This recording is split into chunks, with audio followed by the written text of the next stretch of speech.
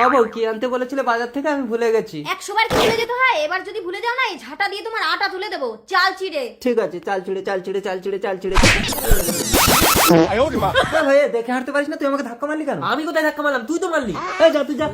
কানা মদন। বাল ছিড়ে বাল ছিড়ে। কিছু যেন একটা ভুল হচ্ছে। বউ কি আনতে বলেছিল? যাই বউর কাছ থেকে শুনে আসি। না না, এবার গেলে বউ আমাকে ঝাঁটা দিয়ে আটা তুলে দেবে। এ ভাই ভাই, আমার বউ কি আনতে বলেছিল রে? চাল আর চিড়ে। ঠিক বলেছিস, চাল আর চিড়ে। হ্যাঁ, তুই কি করে জানলি? তার মানে আমার বউ তোকেও বলেছে? আরে না, আমি ধাক্কা লাগার আগে শুনেছি।